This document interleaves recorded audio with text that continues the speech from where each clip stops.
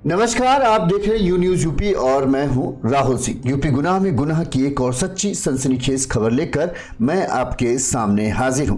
हमारी ये जो खबर है ये यूपी के 3 जिलों से जुड़ी हुई खबर है, जिसने एक 60 घंटे में कहें जिस हत्याकांड का पुलिस ने खुलासा किया। सबसे पहली बात, कन्नौज जिले में 17 दिसंबर को एक महिला की जली हुई लाश मिली। कन्नौज पुलिस के सामने सबसे बड़ी चुनौती थी कि महिला की पहचान करने के लिए उनके पास कुछ भी उस लाश के पास से नहीं मिला था।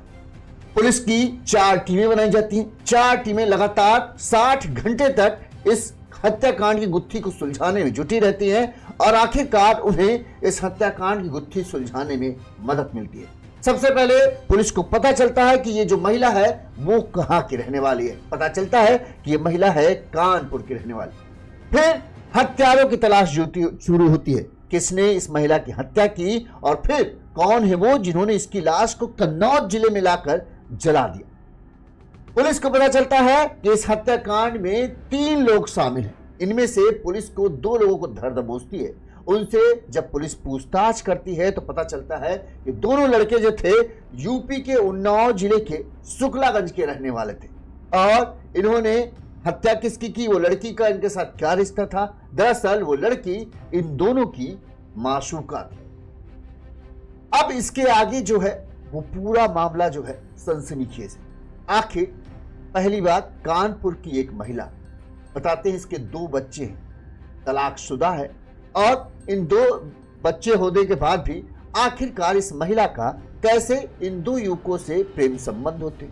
ये दोनों जिगरी दोस्त थे और दोस्त होने के बाद भी एक ही महिला के साथ दोनों के प्रेम संबंध हुए। फिर आखिर क्या हो जाता है कि दोनों इस महिला को मौत के घाट उतारते हैं। फिर इसकी हत्या के बाद ये कैसे इसकी लाश को लेकर कन्नौज जिले पहुंचते हैं, क्या इनकी प्लानिंग थी, किस तरह से इन्होंने वहां पर लाश को जलाया, कहां से इन्होंने पेट्रोल इकट्ठा किया, कैसे पूरी साजिश रची और कैसे जो है कन्नौज पुलिस जो है जिसके पास कोई सुराग नहीं था, 60 घंटे की मेहनत के बाद वो इन हत्यारों तक पहुंच जाती है। ये सब कुछ हम आपको सिलसिलेवार तरीके से इस पूरी खबर में आपको बताएंगे। ये खबर वाकई में चौंका देने वाली है, क्योंकि इसमें एक हसीना, 2 दीवाने और फिर हत्याकांड की साजिश और 60 घंटे के अंदर पुलिस का चौंका देने वाला खुलासा, सब कुछ है इस मामले में। एकदम फिल्मी स्टोरी जैसी ये कहानी आपको लगेगी जैसा किसी फिल्म की कहानी। हम आपको खबर बताएं उससे पहले एक छोटी सी हमारी अपील, अगर आपको हमारी खबर अच्छी लगती है, सही लगती है और आपको लगता है कि हम सही तरीके से अपनी खबर दिखा रहे हैं, लेकिन हमें और अच्छे से सुधार करना चाहिए, तो सुधार करने के लिए चाहिए होता है थोड़ा सा धन की जरूरत होती है। इस धन के लिए हमें आपका सपोर्ट की जरूरत है। अगर आपको हमारा समर्थन करना है तो हमारा फोन पे नंबर स्क्रीन पर फ्लैश हो रहा है, इसमें आप अपने सामर्थ्य अनुसार अपने आर्थिक तौर पर हमें सपोर्ट कर सकते हैं, जैसे कि इन लोगों ने किया। शिरीन जी ने हमें 100 रुपये भेजे और मिस्टर वॉशिंगटन करके इन्होंने 250 रुपये की हमें मदद भेजी और संगीता जी ने हमें 200 रुपये भेजी। साथ ही एक प्यारा सा मैसेज भेजा कि आपकी खबरें हमें अच्छी लगती हैं, इसी तरह से हमें हमारे प्रदेश की खबरों की जानकारी देते रहिएगा। तो अगर आप भी अपना कोई मैसेज हमें भेजना चाहें तो भेज सकते हैं। साथ ही फोन पे के माध्यम से अगर आपको ठीक लगता है और आपको लगता है कि हम लोग अच्छी मेहनत कर रहे हैं, तो उस मेहनत के परिणाम स्वरूप, फल स्वरूप आप हमें आर्थिक तौर पर मदद भी कर सकते हैं। हम आपके आभारी रहेंगे। अब चलिए खबर का सिलसिला शुरू करते हैं कि आखिर ये पूरा माजरा है क्या। उन्नाव के लड़के कानपुर की लड़की से कैसे मिलते हैं, कैसे इनके बीच में प्रेम संबंध होता है, उस लड़की के बच्चे कहाँ हैं, उसका पति कहाँ है, उसके माता पिता कहाँ हैं और उन्हें क्यों अब तक इस बात की भनक तक नहीं लगी, ये सब हम आपको विस्तार से पूरा घटनाक्रम बताते हैं। पहले ये तस्वीर जो देख लीजिए, इस कहानी में 4 किरदार है। 4 किरदारों में से 3 की तस्वीर है। पहली किरदार मुस्कान उर्फ जन्नत, जो लड़की की फोटो है। ये 2 लोग हैं, ये मुख्य हैं एहतसान और अरसलान। ये दोनों गहरे दोस्त हैं। ये दोनों उन्नाव के रहने वाले हैं और इन्हीं तीनों के इर्द गिर्द घूमती है हमारी ये आज की पूरी खबर। ये जो लड़की है, जो महिला का है, लड़की क्या कह रहे हैं, महिला है, ये दरअसल है कानपुर जिले के आपको सबसे पहले एक बताएं, छिबरामऊ थाना क्षेत्र है। इस छिबरामऊ थाना क्षेत्र में आगरा अलीगढ़ हाईवे जो पड़ता है, इस आगरा अलीगढ़ हाईवे पर जब आप छिबरामऊ थाना क्षेत्र के अंदर प्रवेश करते हैं तो एक अंडरपास पड़ता है जहां जिसे बोलते हैं निगोह मोड़। उस निगोह मोड़ के पास जो है सुनसान सा एरिया है और आप आज जानते हैं आजकल समय में जो है घना कोहरा पड़ रहा है। 17 दिसंबर की रात में एक कार जो है इस जन्नत की लाश को लेकर वहां पहुंचती है निगोह मोड़ के पास। वहां पर सुनसान जगह पर हाईवे किनारे गाड़ी रुकती है, गाड़ी से लाश को निकाला जाता है और फिर उसके ऊपर पेट्रोल डालकर उसे बुरी तरीके से जला दिया जाता है। महिला की लाश को जलाने के बाद जो आरोपी थे, जो कार थी, वो वहां से फरार हो जाते। अगली सुबह मतलब ये 16 दिसंबर के 16 दिसंबर की रात को ये सब अंजाम दिया जाता है और 17 दिसंबर की पुलिस को इस बात की, जो वहां से लोग गुजरते हैं वो इस बात की सूचना पुलिस को देते हैं कि ऐसा ऐसा लाश मिला है। पूरे इलाके में हड़कंप मच जाता है, लोगों की भीड़ लग जाती है। इसके बाद पुलिस की टीम वहां पहुंचती है, शव को कब्जे में लिया जाता है और शुरू होता है जांच पड़ताल। कन्नौज पुलिस के पास सबसे बड़ी चुनौती ये थी कि महिला के पास से कुछ भी उन्हें ऐसा नहीं मिला था जिससे ये पहचान हो पाए कि महिला है कौन। पूरी तरीके से लाश जलकर राख हो चुकी थी, बस समझिए ढांचा बरामद हुआ था। और फॉरेंसिक टीम पहले तो शुरुआत में ये भी नहीं पता चल पा रहा था कि ये महिला है या आदमी। जब उसकी जांच होती है तो पता चलता है कि ये महिला की लाश है। अब पुलिस के सामने चुनौती थी कैसे वो इस मामले का पता करे कि महिला कन्नौज जिला की रहने वाली है, छिबरामऊ की रहने वाली है या कहीं से कोई उसे लाया और फिर यहां उसे जलाकर चला गया। पुलिस जो है कन्नौज जिले के एसपी जो है वो 4 टीमें बनाते हैं इस पूरे मामले की जांच पड़ताल शुरू करने के लिए। 4 टीमें अलग अलग जो हाईवे पर लगे सीसीटीवी कैमरे, सर्विलांस, इन सब की मदद ली जाती है जो आजकल सबसे आधुनिक तरीके हैं किसी भी केस को सुलझाने में। फिर पुलिस जांच पड़ताल करती है और आखिरकार 60 घंटे के अंदर, यानी 17 तारीख से आज 20 तारीख है, 2 दिनों के अंदर में ही पुलिस इस पूरे मामले को सुलझा कर रख देती है। पुलिस की जांच में पता चला जो महिला है वो कानपुर के बकरमंडी क्षेत्र की रहने वाली है और इसकी उम्र करीब 30 से 32 साल के आसपास है। नाम है मुस्कान उर्फ जन्नत। मूल रूप से बताते हैं कि मुस्कान जो है कानपुर नगर के अनवरगंज के कुली बाजार की रहने वाली है और इनके पिता का नाम शायद नवाब खां है। ये पक्के तौर पर नहीं, फिर भी ये कहा जा रहा है। मुस्कान के बताते हैं 2 बच्चे हैं। दोनों बच्चे जो हैं मुस्कान के पति के साथ रहते हैं। दरअसल मुस्कान का अपने पति के साथ तलाक का जो है मुकदमा चल रहा है, लेकिन आप जानते हैं मुस्लिम में एक बार तलाक बोल दिया तो हो ही गया। तो सामाजिक तौर पर एक तरह से कहें तलाक हो चुका है और मुस्कान के जो पति हैं वो दोनों बच्चों को जिम्मेदारी उन्हीं के पास है और दोनों बच्चे उन्हीं के साथ रहते हैं। मुस्कान जो है ये बकर मंडी में एक कमरे में किराए कमरा लेकर वहां पर रहती थी और किसी एक प्राइवेट कंपनी में नौकरी करती थी। अब आते ही इन 2 लड़कों के बारे में। उन्नाव जिले के शुक्लागंज के शक्ति नगर के रहने वाले सगीर वारसी का बेटा एहतिशाम, ये जो आप अभी वीडियो में देख रहे हैं ये है एहतिशाम, ठीक है। मुख्य आरोपी इसी को माना जा रहा है, एहतिशाम को। वहीं शुक्लागंज के मोहन नगर पार्क के सामने रहने वाले मोहम्मद अशफाक का बेटा है अरसलान। जो दूसरा आप तस्वीर देख रहे हैं मोहम्मद अरसलान, एक है मुख्य आरोपी एहतिशाम और दूसरा है अरसलान। ये दोनों उन्नाव के शुक्लागंज के रहने वाले थे। एहतिशाम जो था वो था शक्ति नगर का रहने वाला, उसके पिता का नाम है सगीर वारसी और जो अरसलान था वो मनोहर नगर पार्क के सामने रहता था। उनके पिता का नाम था पिता का नाम है मोहम्मद अशफाक। बताते हैं ये दोनों जो हैं एहतिशाम और अरसलान दोनों पक्के दोस्त। एहतिशाम बताते हैं मुर्गे लाने ले जाने वाली गाड़ी चलाता था जिस कारण से इसका कानपुर आना जाना अक्सर रहता था। इसी दौरान करीब 3 साल पहले, अब देखिए ये जो जानकारी मिली है पक्के तौर पर नहीं करे लेकिन है जो लोगों से पूछताछ में सामने वही है। करीब 3 साल पहले जो है एहतिशाम और मुस्कान की मुलाकात होती है, दोनों के बीच बातचीत होती है और दोनों की दोस्ती हो जाती है और ये दोस्ती धीरे धीरे बढ़कर प्रेम संबंध में बन जाती है। आप जानते होंगे, अक्सर देखते होंगे कि दोस्त अपनी प्रेमिका से दूसरे दोस्त को मिलाते हैं कि देखो ये भाई हमारी गर्लफ्रेंड है, इनसे मिलना जुलना है। तो इसी तरीके से एहतिशाम ने जो है अपने दोस्त अरसलान से मुस्कान की मुलाकात कराई कि प्रेमिका है और ये मिलो, ये हमारे पक्का दोस्त है। बताते हैं कि अरसलान का भी कानपुर आना जाने लगा और धीरे धीरे जो पहचान थी वो अरसलान और मुस्कान की भी दोस्ती में बदल गई और दोस्ती यहां पर भी प्यार में बदल गई। यानी मुस्कान का एहतसाम के साथ भी अवैध संबंध हो गए और अरसलान के साथ भी। दोनों के साथ इनकी ठीक ठाक चल रहा था।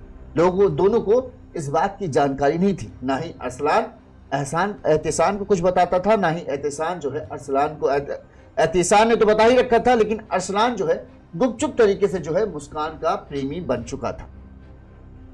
करीब 1 सप्ताह पहले, अब कहते हैं इश्क और मुश्क छुपता नहीं, चाहे जितना आप छुपाने की कोशिश करें ये सामने आ ही जाता है। एहतसाम को इस बारे में पता चलता है कि उसके दोस्त के साथ उसकी मासूका का अफेयर चल रहा है। अफेयर क्या कहें, जिस तरह से उसके साथ उसके रिश्ते हैं उसी तरह से उसके दोस्त के साथ भी रिश्ते हैं। अब जब ये बात एहतसाम को पता चलती है तो मुस्कान के साथ उसका झगड़ा भी होता है और वो इस बात को नागवार घुसता है। लेकिन देखिए, ये दोस्ती यही होती है शायद। मुस्कान के साथ एहतसाम झगड़ा करता है, लेकिन अरसलान के साथ कोई झगड़ा हुई बात नहीं होता। यहाँ पर दोनों मिलते हैं और दोनों मिलकर ये बात करते हैं कि देखो ये हम दोनों को धोखा दे रही है। ऐसा करते हैं कि इसी को ठिकाने लगा देते हैं, हम दोनों की दोस्ती नहीं टूटनी चाहिए एक लड़की की वजह से, लिहाजा जो लड़की हम दोनों के बीच में विवाद का विषय है उसे ही खत्म कर देते हैं। लिहाजा दोनों बताते हैं कि ये तय करते हैं कि इसको मौत के घाट उतार देना है ताकि किसी को इसके बारे में पता ही न चल पाए। अभी देखो ये कहानी जो उन्होंने बताई है वो है, इसमें और भी क्या कारण हो सकते हैं उसके बारे में भी हम लोग बात करेंगे। लिहाजा ये पूरी प्लानिंग कर लेते हैं। बताते हैं कि 16 दिसंबर की शाम जो है अरसलान ने मुस्कान को मिलने के लिए उन्नाव बुलाया। इनका कोई ठिकाना होगा, वहां पे मिलने के लिए बुलाया। इसके बाद जब मुस्कान अरसलान से मिलने उन्नाव आती है, कुछ देर बाद एहतसाम भी वहीं पहुंच जाता है। एक साथ अरसलान और एहतसाम को देखकर मुस्कान हक्का बक्का रह जाती है, क्योंकि वो तो दोनों के दिलों के साथ खेल रही थी। अब यहाँ पर उसके पास बचने का कोई रास्ता नहीं। उसे समझ में आ गया था कि अब तो कुछ गड़बड़ होने वाला है। कुछ वो करती या बसती, चीखती चिल्लाती, इससे पहले ही दोनों उसे दबोच लेते हैं और एहतसाम उसका गला दबाकर जो है उसकी हत्या कर देता है और इसमें उसका साथ देता है अरसलान। दोनों ने मिलकर एक तरीके से कहें उसकी हत्या कर दी। हत्या के बाद अब इसका था कि लाश को ठिकाने कैसे लगाया जाए। हत्या के बाद लाश को ठिकाने लगाने के लिए इन्होंने एक अपने अन्य दोस्त, एक और दोस्त का मदद लिया। उसका नाम था सन्नी पुत्र शमसूल हसन की मदद ली। अब ये बता रहे हैं पुख्ता है कि नहीं है, ये तो जब वो पुलिस की गिरफ्त में आएगा तब पता चलेगा, लेकिन उन्होंने बताया कि हमने एक और हमारा दोस्त था उसकी मदद ली। उसका नाम था सन्नी और ये शमसूल हसन का बेटा है। तीनों ने एक हुंडई कार थी, उस कार में डिग्गी में जो है मुस्कान की लाश रखी और कानपुर से दूर किसी जिले में ये था कि इसको कम से कम 150-200 किलोमीटर दूर लेकर चले जाएंगे और वहां पर इसकी लाश को जला देंगे और इतना जब पूरी तरीके से जला देंगे किसी को इसके बारे में भनक ही नहीं लग पाए। ये इनका पूरा प्लान था। इनका प्लान ये था कम से कम हम इसकी लाश को अलीगढ़ तक लेके जाएंगे और अलीगढ़ में कहीं सुनसान हाईवे किनारे देख के इसकी लाश को जला देंगे और इतनी दूर तक पुलिस हमें ट्रेस नहीं कर पाएगी। ये पूरी योजना थी। योजना के तहत तीनों रात करीब 12 बजे उन्नाव से कार से निकलते हैं। जीटी रोड जो है आगरा वाली अलीगढ़ वाली जो होती है, कानपुर से अलीगढ़ वाली जीटी रोड में ये पकड़ते हैं और रास्ते की ओर बढ़ते जाते हैं अलीगढ़ की तरफ। लेकिन इस दौरान जो आप देख रहे हैं कि घना कोहरा चल रहा है। रात के 12-1 बजे के बाद इतना कोहरा हो जाता है कि 10 मीटर तक भी कुछ नहीं दिख पाता, जिसकी वजह से घने कोहरे की वजह से इनको अपनी कार की रफ्तार जो है धीमी रखनी पड़ी।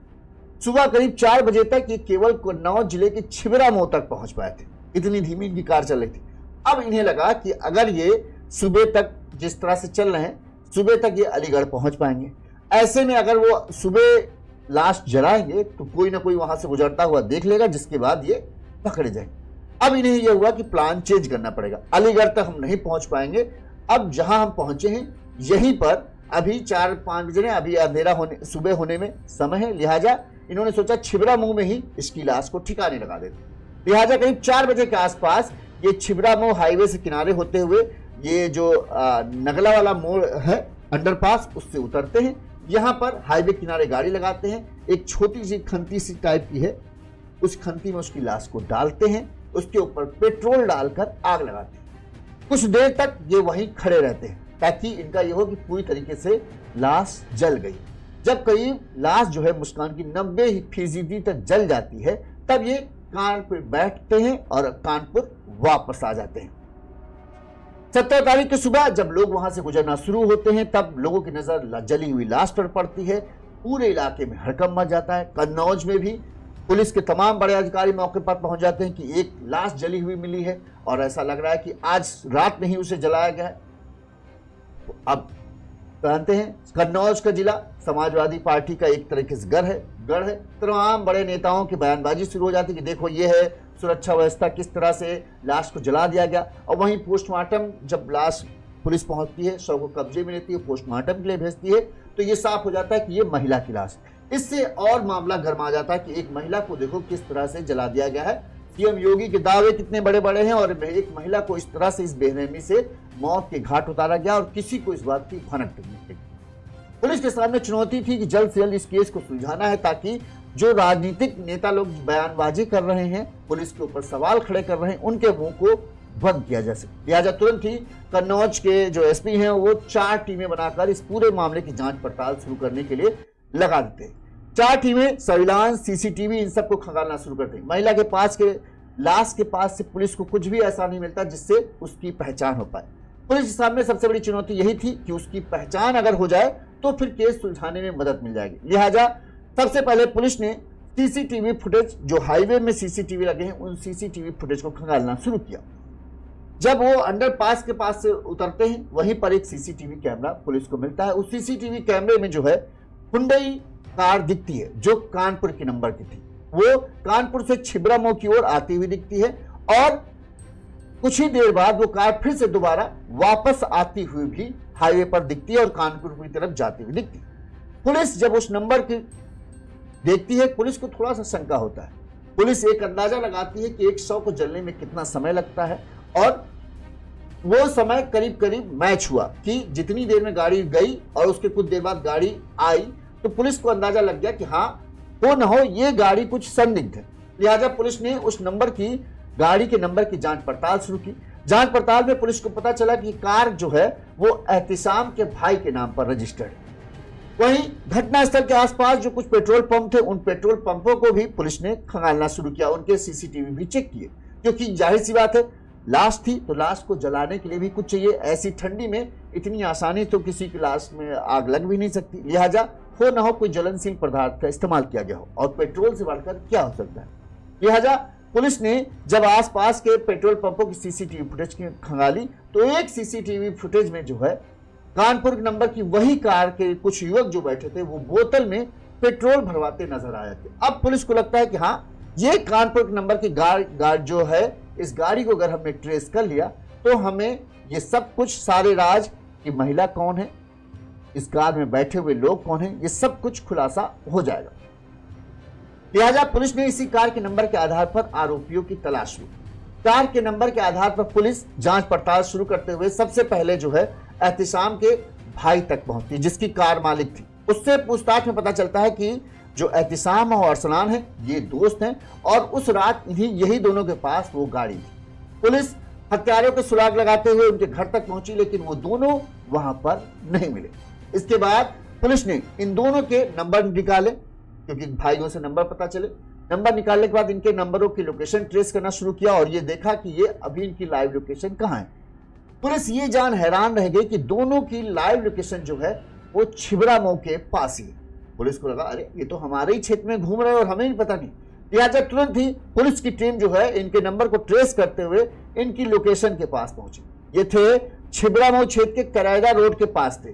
पुलिस ने इनकी हुंडई कार को तुरंत ही उसी हुंडई कार से ये घूम रहे थे जिस कार से ये आए थे, उसी कार को घेर लिया।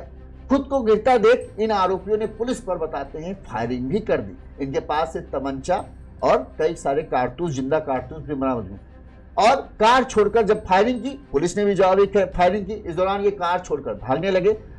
पुलिस ने जवाबी फायरिंग में जो है एक गोली जो है एहतिसाम के पैर में लग गई और वो वहीं गिर गया। इस दौरान जो है दूसरे जो आरोपी था अरसलान, वो भागने की कोशिश करता है और पुलिस जो है उसे दौड़ाकर पकड़ लेती। लेकिन इसका तीसरा जो साथी था सन्नी जो है वो भागने में, बताते अंधेरे का फायदा उठाकर भागने में कामयाब हो जाता है और पुलिस अब उसकी तलाश में जुटी हुई। पुलिस का दावा है जल्द ही सन्नी को भी गिरफ्तार कर लिया जाएगा और फिर उससे पूछताछ होगी कि उसका इस हत्याकांड में क्या रोल है। अब पुलिस ने इनसे ये पूछा कि तुमने इतना बड़ा कांड किया और तुम इतना बड़ा कांड करने के बाद यही छिबरा मुंह में क्यों घूम रहे हो। पुलिस को ये समझ नहीं आ रहा था कि आखिर इनको फरार होना चाहिए, लेकिन ये छिबरा मुंह में क्या कर रहे थे। तब ये बताते हैं, होता नहीं कि डर इनको ये था कहीं कोई सुराग तो हमसे नहीं छूट गया। तो ये उस चक्कर में यहाँ आए थे कि 2 दिन हो रहे हैं, पुलिस अगर कुछ पुलिस को मिला होगा तो पता खबर मिल जाएगी यहाँ आसपास के लोगों से, लिहाजा ये वहां घूम रहे थे कि देखने के लिए कहीं कोई हमारा सुराग तो नहीं छूट गया। और इसकी इनकी कहें ओवर चालाकी, जो कहते हैं ना ज्यादा चालाकी दिखाना, वो चालाकी देना भारी पड़ गया और पुलिस ने इन्हें गिरफ्तार कर लिया। बताते हैं कि इनकी गाड़ी में पत्रकार भी लिखा हुआ था। पुलिस ने जब इनसे पत्रकार के बारे में पूछा तो इन्होंने बताया कि नहीं, हमारा कोई भी घर का पत्रकार नहीं है, लेकिन हाँ मेरे भाई के दोस्त जो है वो पत्रकार है और इसी वजह से हमारी गाड़ी में पत्रकार लिखा हुआ, लेकिन हमारे घर से कोई पत्रकार में नहीं। अब हम आपको एहतिसाम का बयान सुनाते हैं। जब मुठभेड़ के बाद उसे अस्पताल में लाया गया, उससे पत्रकारों ने कुछ सवाल पूछे, उसका क्या उसने जवाब दिया वो भी अब सुनिए। तुम्हें मारा था अकेले? क्यों? इसको अहसलान ने मारा, तुमने मारा था? किसने मारा था? जी सर। इसको मारा अहसलान ने? तुमने?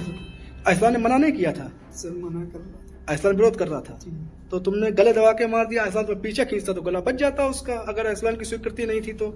सर वो डर गया था। नहीं, अगर मान लो हम किसी का गला दबा रहे, ये बचाना चाह रहे तो हमें पीछे खींच रहे हमें। तो फिर उसके बाद तुम लोग कहाँ गए? डेड बॉडी को किनारे लगा के फिर कहाँ गए? सर कानपुर चले गए। घर चले गए थे। घर चले गए थे तो तुम्हें पता कैसे लगा कि इसकी बात अहसलान से होती है? सर हमने देख लिया था। नहीं, देख लिया था, सुन लिया था, देखना अलग बात है। सर शक था पहले। पहले शक था? तो ये दोस्त तुम्हारी पहले से थी कि अहसलान की पहले से थी? सर मेरी। अहसलान तुम्हारा दोस्त था, अहसलान ने उससे बातचीत शुरू कर दी। उसके घर वालों को पता है कि तुमने मार दिया बिटिया को उनकी? सर पता नहीं पता है। ये लड़की कानपुर की थी कि उन्नाव की थी? सर कानपुर। बकर मंडी कानपुर। अब हम आपको मुठभेड़ के दौरान जो इसका साथी था एहतिसाम, हम क्यों एहतिसाम को मुख्य आरोपी कह रहे हैं और अरसलान को सेकंड आरोपी कह रहे हैं, उसकी वजह एक तो देखो आपने, उसने एहतिसाम ने खुद ने माना कि अरसलान जो है वो डर गया था, उसने हत्या में साथ नहीं दिया। वहीं अरसलान से भी जब मुठभेड़ के दौरान पुलिस ने उससे पकड़ लिया तब उससे पूछताछ की गई कि किसने मारा, तो उसने भी कहा इसी ने मारा था, इसी ने जलाया था, हम साथ में थे, हम गाड़ी में बैठे जरूर थे। अब सुनिए उसने क्या कहा। और जलाया किसने था? तुमने क्या किया था? गाड़ी में थे? सर हम साथ में गाड़ी में थे। चलो बैठा लो उनको। बैठा ले जाओ। बैठा नहीं, इसको उस गाड़ी में बैठा लो। गाड़ी में आप देख सकते हैं एहतिसाम अंदर बैठा है, फिर दूसरी गाड़ी में अरसलान को भी बिठा लिया जाता है। वहीं इनका तीसरा साथी जो है सन्नी अभी फरार चल रहा है। पुलिस टीम जो है उसकी तलाश में जुटी हुई है। पुलिस का दावा है कि जल्द ही उसे भी गिरफ्तार कर लिया जाएगा। जब इस पूरे मामले का खुलासा हुआ तो कन्नौज एसपी बेहद खुश हुए और उन्होंने एक तो टीम के लिए जल्दी ऐलान का घोषणा किया है, साथ ही किस तरह से इस पूरे केस को सुलझाया गया वो भी उन्होंने बताया, वो भी सुनिए।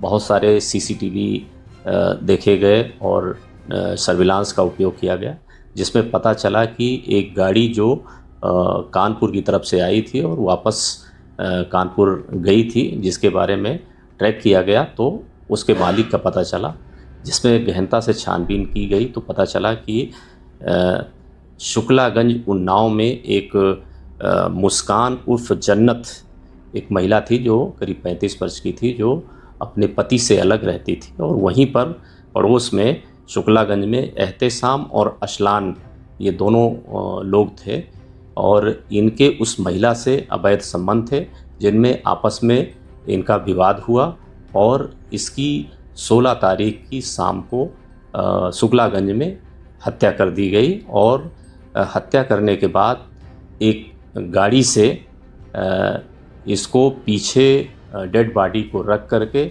और ये कानपुर जीटी रोड होते हुए जो छिबरा मऊ का निगो खास मोड़ है, जीटी रोड के किनारे सड़क पे झाड़ियों में डाल दिए थे और वहाँ पर पेट्रोल डाल करके जला दिए थे, जिसमें पूरी घटना का अनावरण हुआ।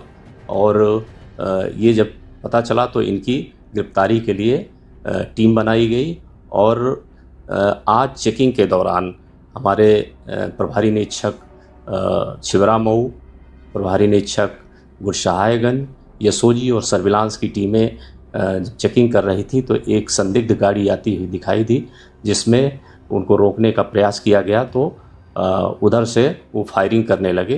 पुलिस ने आत्मरक्षार्थ फायरिंग की, जिसमें से जो एक व्यक्ति है उसके पैर में गोली लगी है और घायल हो गया, जिससे अस्पताल भेजा गया है। दूसरे को मौके से पकड़ लिया गया है, जिसमें एहतेशाम है जो मुख्य अभियुक्त है, उसको गोली लगी है। और इनके कब्जे से जो क्रेटा गाड़ी जो घटना में प्रयुक्त हुई थी उसको बरामद किया गया है। साथ ही इनके जो असलहे कारतूस बरामद किए गए हैं। ये एक पूरी तरह से ब्लाइंड मर्डर था, जिसमें किसी भी तरह के शव की शिनाख्त भी नहीं हो पा रही थी, जिसमें पुलिस ने 2 दिवस के अंदर इस घटना का पर्दाफाश। जिस तरह से कन्नौज पुलिस ने इस हत्याकांड का खुलासा किया, वाकई में काबिल तारीफ काम है और उन्हें इनाम मिलना भी चाहिए। 60 घंटे के अंदर एक ब्लाइंड मर्डर जिसका कोई सुराग उनके पास नहीं था, कड़ी मेहनत के बलबूते उन्होंने इस केस का खुलासा कर दिया। अब हम बात करते हैं इस केस में जो कहा जा रहा है, जो बताया जा रहा है, क्या वही सच है? मतलब कि मुस्कान, एहतिसाम और अरसलान दोनों के साथ उसके अवैध संबंध थे। फिर दोनों दोस्तों को जब ये पता चलता है तो दोनों दोस्त जो है मुस्कान को ही रास्ते से हटाने का प्लान बना लेते हैं और फिर वो उसकी हत्या कर देते हैं। क्या सच में ऐसा ही कुछ है या फिर कुछ और भी संभावना हो सकती है? अगर हम संभावनाओं की बात करें तो एक संभावना ये भी इस हत्याकांड के पीछे हो सकती है कि हो सकता है मुस्कान के और इनके दोनों के साथ अवैध संबंध हो और अब वो इन दोनों से जो है पैसा ऐंठने की कोशिश करे, क्योंकि एक ही समय में दोनों के साथ अवैध संबंध होने का एक ही वजह हो सकता है, पैसा। वरना अगर किसी एक से प्यार होगा तो फिर वो दूसरे से प्यार क्यों करेगा, अगर सच्चा प्यार होता। तो लिहाजा यहाँ ये समझ में आता है कि अगर ये बात सच्ची है कि दोनों के साथ उसके अवैध संबंध थे तो सच्चा प्यार वाली कहानी तो नहीं हो सकती। यानी मुस्कान सिर्फ और सिर्फ अपने फायदे के लिए दोनों को इस्तेमाल कर रही होगी और दोनों से पैसे ऐंठ रही होगी। हो सकता है वो उससे पैसे ऐंठने के लिए इन्हें धमकी भी देती हो कि ऐसा अगर तुम करोगे तो हम फिर बता देंगे तुम्हारे बारे में सब कुछ दुनिया को। तो हो सकता हो जब इन्हें लगा हो कि मुस्कान उन दोनों का फायदा उठा रही है, जिसके बाद इन दोनों दोस्तों को लगा कि हम लोग को तो ये उल्लू बना रही है और इसे सबक सिखाते हैं, जिसके बाद इन्होंने इतनी बड़ी वारदात को अंजाम दिया। उन्नाव में हत्या की, अलीगढ़ ले जाकर लाश को ठिकाने लगाने की योजना थी, लेकिन कोहरे के चलते अपनी योजना को अमल नहीं दे पाए। लिहाजा फिर इन्हें लगा कि कन्नौज के छिबरामऊ में ही ठीक है, जहां तक ये पहुंच पाए थे वहीं पर ये जाकर इसकी लाश को जला देते हैं। 90% जब लाश जल जाती है तो वहां से ये लौट के आते हैं। इस दौरान 2 दिन बाद भी ये फिर से छिबरामऊ जाते हैं, ये देखने के लिए कहीं कोई ऐसा सबूत तो नहीं है जिससे वजह से पुलिस कहीं उन तक तो ना पहुंचे, और पुलिस उन तक तो पहुंच ही चुकी थी। हाईवे पर लगे सीसीटीवी फुटेज, सीसीटीवी कैमरे जो हैं आजकल इस तरह के हत्याकांडों को सुलझाने में पुलिस की बड़ी मदद करते हैं। यहाँ पर भी सीसीटीवी वजह से ही जो है पुलिस कानपुर उन्नाव के इन दोनों हत्यारों तक, आरोपियों तक पहुंची और पुलिस ने इन्हें हिरासत में ले लिया है, गिरफ्तार भी कर लिया। अब इनसे पूछताछ में इन्होंने ये कबूल भी कर लिया कि हाँ, इन्होंने ही जो है मुस्कान की हत्या की और फिर उसकी लाश को वहां पर जाकर जला डाला। अब पुलिस पूरे मामले की जो मतलब कहें, अभी पुलिस को सन्नी की तलाश है कि उसकी इसमें क्या भूमिका है, क्या वो सिर्फ इनके साथ था या वो भी किसी तरह से इस मामले में शामिल है। ये जब वो गिरफ्तार होगा तब सामने आएगा। बहरहाल कन्नौज पुलिस की तारीफ तो करनी बनती है। और अगर वजह देखें तो और वजह यही हो सकती है कि ब्लैकमेलिंग का मामला हो, मुस्कान इन्हें ब्लैकमेल कर रही हो और इनसे पैसा ऐंठना कर रही हो और तब इन्होंने हत्या की। या फिर यही वजह हो सकती है कि एहतिसाम को पता नहीं था कि उसके दोस्त के साथ भी मुस्कान जो है प्रेम संबंध में है, और जब उसे इस बात की भनक लगती है तब वो भड़क जाता है। लेकिन ये बात यहाँ हजम नहीं होती कि एहतिसाम और अरसलान जब पक्के दोस्त थे, मतलब दोनों एक दूसरे को जानते थे अच्छे से, और एहतिसाम ने ही अरसलान को मिलाया कि ये मेरी प्रेमिका है, तो फिर अरसलान ने आखिर उसके साथ प्रेम संबंध बनाए क्यों?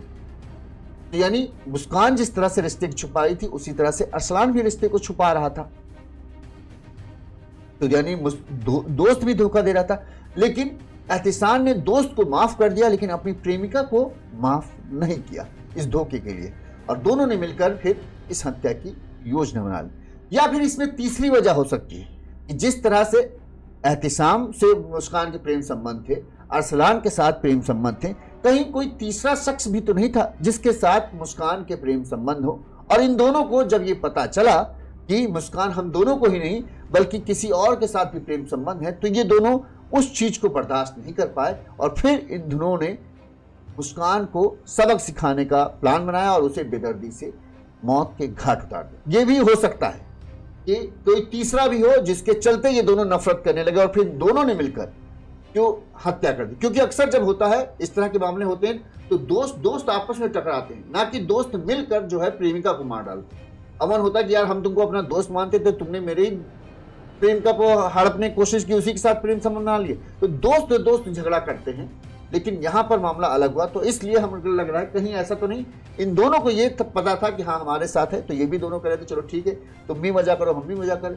लेकिन इन दोनों को ये खल गया कि जब इन्हें पता चला कि कहीं कोई तीसरा भी है जो मुस्कान के साथ प्रेम संबंध में है, तब ये बर्दाश्त नहीं कर पाया। फिर इन्हें लगा कि ये मुस्कान तो बड़ी मतलब चालाक है, हम दोनों को बेवकूफ बना रही है, हम दोनों से पैसे वैसे भी लेते हैं और हम दोनों का बेवकूफ भी बना रही। तब ये बदला लेने के लिए इनके दिल में बात है कि अब इसे सबक सिखाना और फिर इसे वो मौत के घाट उठा देते।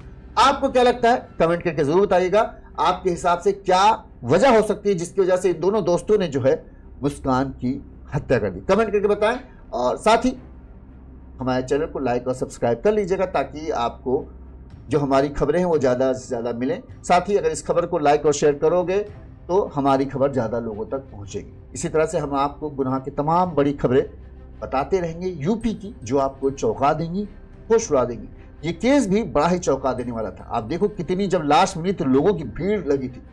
सबके मन में एक ही सवाल था कि ये महिला जो है ये कानपुर यहीं की है, कन्नौज जिले की है, छिबरामऊ की रहने वाली है, या कोई इसको लाश को लाया यहाँ फेंक दिया, या फिर कोई लाश को जलाकर हिलाया और फिर यहाँ बस फेंक कर चला गया। तमाम तरह के सवाल थे और पुलिस के सामने कुछ भी नहीं था जवाब। पुलिस को हर सवाल के जवाब को तलाशना था और पुलिस ने 60 घंटे के अंदर इस पूरे खुलासे को कर सबको चौंका दिया। विपक्षियों के मुंह बंद कर दिए, नेताओं के मुंह बंद कर दिए। जिस केस का खुलासा होने की संभावना 0 थी, पुलिस ने उस केस को 60 घंटे के अंदर सुलझा दिया। देखते रहिए यून्यूज़ यूपी, इसी तरह से तमाम बड़ी खबरें हम आप तक पहुंचाते रहेंगे। नमस्कार।